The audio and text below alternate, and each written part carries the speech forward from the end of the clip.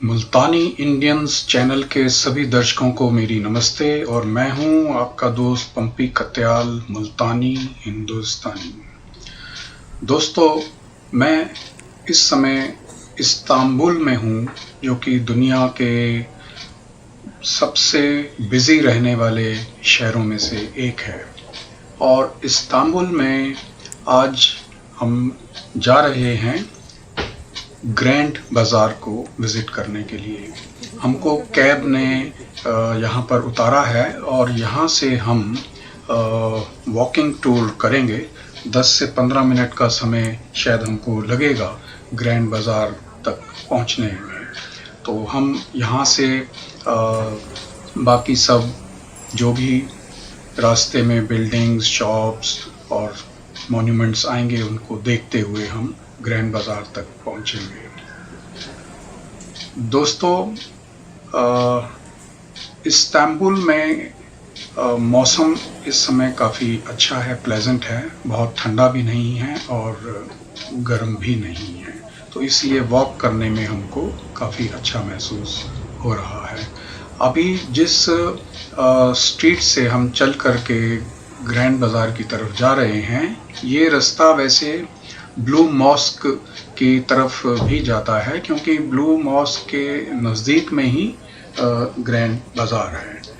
और इस रास्ते पर जो मुझको दिखाई दे रहा है, एक तो जो यहाँ की फेमस ट्रैम्स हैं वो रोड पर चलती हैं, वो भी इसी सड़क पर साथ साथ चल रही हैं।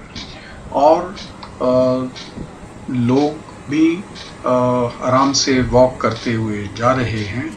और हमने ये भी देखा कि यहाँ पर जो लोकल लोग हैं वो मूवमेंट के लिए 2 पहिए वाली जो साइकिल होती है, खड़े होकर के जिसको पुश करके चलाते हैं, उसका काफ़ी इस्तेमाल करते हैं। और रोड्स पर क्योंकि रिस्ट्रिक्टेड वे में कारें भी चलती हैं ट्रैम्स के साथ साथ, ये एक नया हमको एक्सपीरियंस यहाँ इस्तांबुल में देखने को मिला है। और इस बाज़ार में, इस सड़क के दोनों तरफ बड़े बड़े शोरूम्स हैं, जहाँ carpet, handicrafts, garments, leather and fur products, अलग अलग किस्म की दुकानें हैं। हम वॉक करते हुए ग्रैंड बाज़ार तक चलते हैं।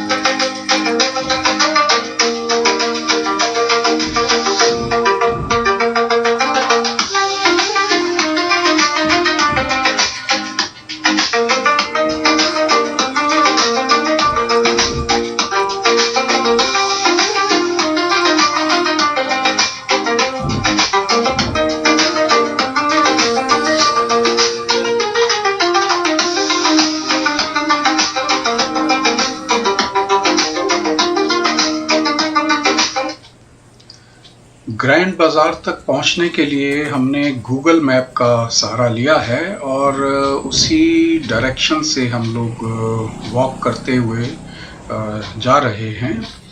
और क्योंकि 15-20 मिनट का वॉक ये था, तो इसलिए अभी हम थोड़ा सा डायरेक्शंस को चेक कर रहे हैं कि हमको किस तरफ को आगे जाना है।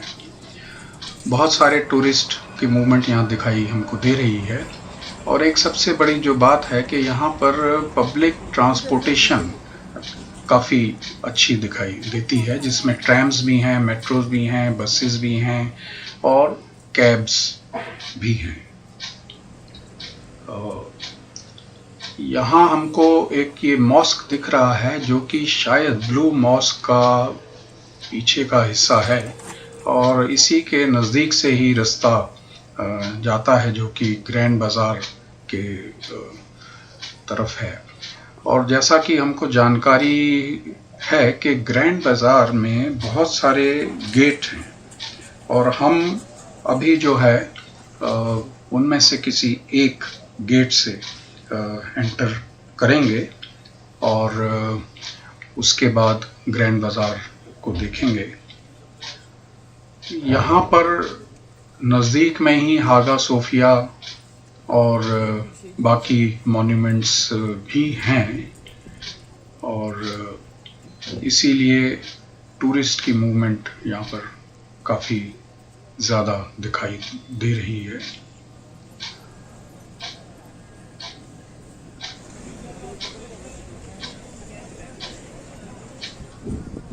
दोस्तों, हम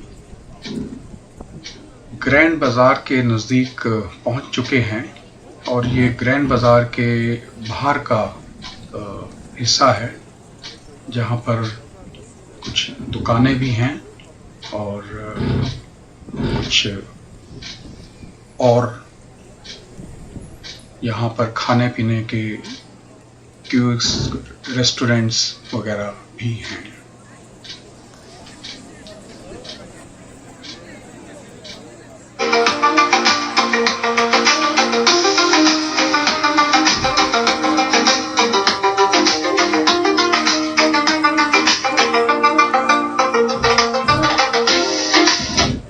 दोस्तों, हम ग्रैंड बाज़ार के गेट तक पहुंच गए हैं। ये गेट नंबर 7 है जहां से हम ग्रैंड बाज़ार में एंटर करेंगे। और जैसा कि हमको जानकारी मिली है कि यहाँ पर 20 से ज़्यादा, करीब 21 गेट्स हैं ग्रैंड बाज़ार में एंटर करने के लिए। और इस ग्रैंड बाज़ार में करीब 4000 दुकानें हैं जो कि एक बहुत बड़ा नंबर है। और यहाँ पर टूरिस्ट का जो इनफ्लो है, मूवमेंट है, वो भी बहुत ज़्यादा है। ये दुनिया के जो बड़े बड़े शॉपिंग सेंटर्स हैं, जितनी वहाँ मूवमेंट होती है उससे शायद कहीं अधिक मूवमेंट यहाँ पर होती है। और शायद 2 लाख से लेकर के 4 लाख टूरिस्ट हर रोज़ इस ग्रैंड बाज़ार में विज़िट करते हैं। और इसके अंदर क्योंकि 4000 दुकानें भी हैं और यहाँ पर अलग अलग प्रोडक्ट्स और आइटम्स के शोरूम्स हैं। कुछ ब्रांडेड प्रोडक्ट्स हैं और कुछ नॉन ब्रांडेड प्रोडक्ट्स हैं। और ज़्यादातर जो शोरूम्स हैं गोल्ड, डायमंड ज्वेलरीज, पर्ल्स और इसके अलावा precious stones, leather and fur products and spices, क्योंकि यहाँ पर टर्की में मसालों का काफ़ी इस्तेमाल होता है खाने में, और यहाँ के मसाले भी मशहूर हैं, और इसीलिए यहाँ पर लोगों का काफ़ी भीड़ लगी रहती है।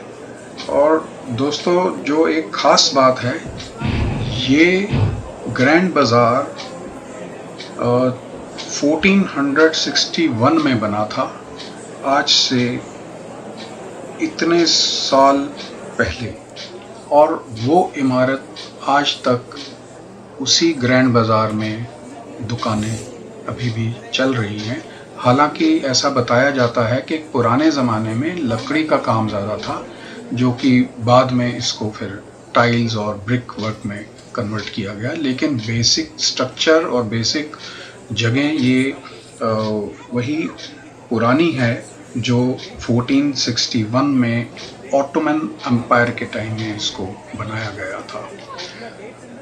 यहाँ पर जैसा कि हम देखते हैं, ड्राई फ्रूट्स और टर्किश जो स्वीट्स होती हैं, टर्की डिलाइट्स, उसकी भी बहुत दुकानें हैं, और लोग यहाँ से बहुत परचेजिंग भी करते हैं। और सबसे बड़ी बात ये है कि इन गलियारों में ऊपर की जो छतें हैं वो काफ़ी हाइट पर हैं, और उनमें हैंड पेंटेड जो है आर्ट वर्क किया गया है, इसलिए यहाँ पर मूवमेंट में, चलने फिरने में के बहुत ज़्यादा कंजेशन फील नहीं होती है। हालांकि इतने लोगों के बीच में थोड़ा सा नॉइज़ लेवल होता है, लेकिन वो इतना अनप्लेजेंट नहीं लगता है। और रोशनी और हवा के लिए इस बिल्डिंग में ऊपर छतों पर, दीवारों में बहुत अच्छा एक नेचुरल अरेंजमेंट पुराने ज़माने से किया गया है, और उस समय का जो ये आर्किटेक्ट है उसका एक ये एग्जाम्पल है।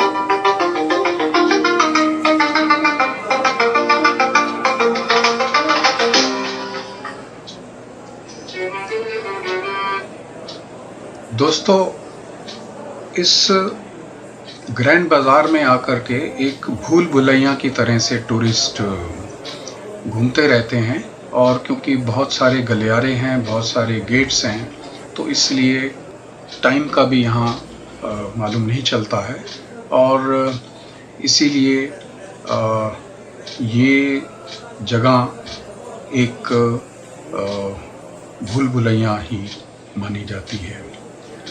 और यहाँ इस बाज़ार में क्योंकि तरह तरह के प्रोडक्ट्स की दुकानें हैं और कुछ खाने पीने के लिए भी यहाँ पर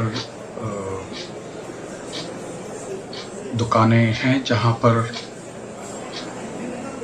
टर्किश डिलाइट स्वीट्स और टर्किश पेस्ट्रीज़ और टर्किश कॉफ़ी और टर्की की जो चाय होती है वो अलग अलग फ्लेवर की चाय होती है और रंग भी उसका लाल, गुलाबी और डिफरेंट कलर्स का होता है। बिना दूध के चाय यहाँ पसंद की जाती है।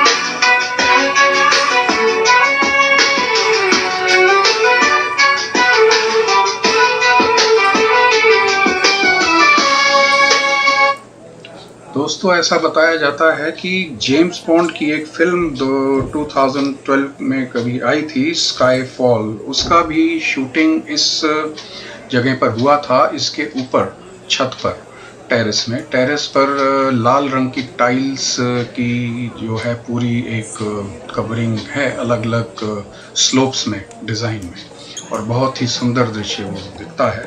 तो शायद उस समय जेम्स बॉन्ड की जब शूटिंग हुई थी तो यहाँ ऊपर छत पर मोटरसाइकिल से कुछ सीन शूट किए गए थे, ऐसा हमको कुछ जानकारी बताई गई।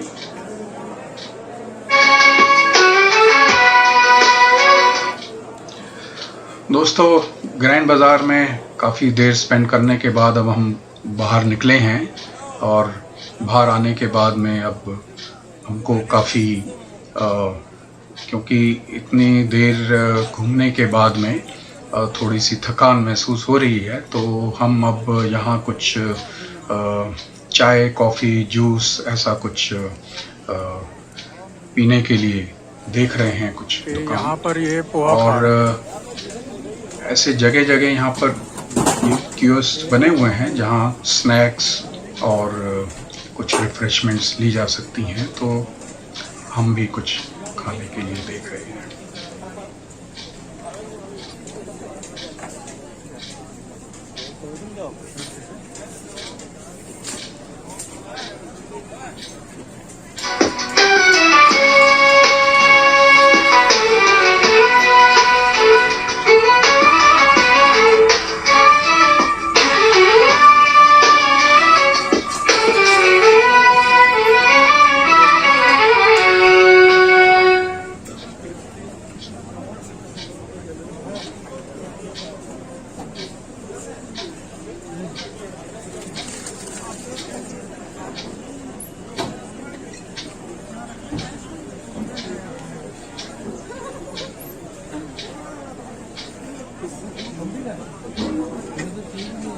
मैं फोटो ले रहा हूँ कि ये यहाँ खड़े होके पोहा खा रहे हैं। हाँ,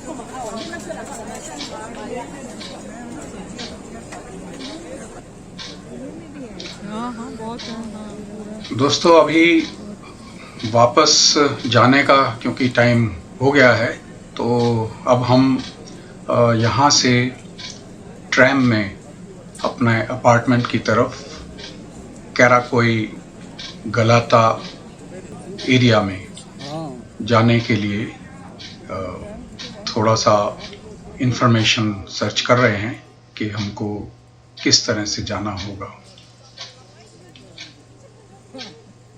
यहाँ पर थोड़ी थोड़ी दूर में ट्रैम स्टेशन भी बने हैं और उसके लिए जो टिकटिंग बूथ्स हैं वो भी बने हुए हैं, लेकिन किसी नई जगह में जा कर के ये सब देखना समझने में थोड़ा समय तो लगता है। लेकिन क्योंकि हम लोग फैमिलीज़ मिल कर के ग्रुप में आए हैं तो इसलिए मैं तो अपना कैमरा लेकर के शूटिंग में बिज़ी हूँ और बाकी लोग दिमाग लगा रहे हैं कि हमने यहाँ से कैसे टिकट लेनी है और कैसे ट्रैम में बैठना है और कौन से रास्ते से जाना है। इसका फ़ायदा जो है ग्रुप में जाने से मिल ही जाता है।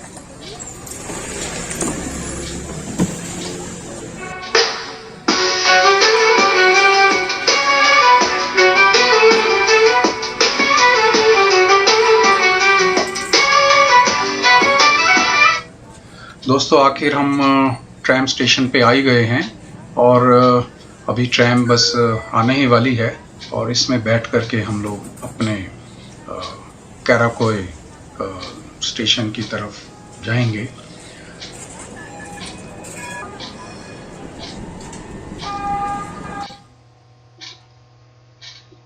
दोस्तों, आपको अगर ये वीडियो अच्छा लगा हो तो इसे शेयर करें, लाइक करें और चैनल को सब्सक्राइब भी करें। अगले वीडियो में हम फिर मिलेंगे एक और नई इस्तांबुल की टूरिस्ट स्पॉट पर। सबको नमस्ते।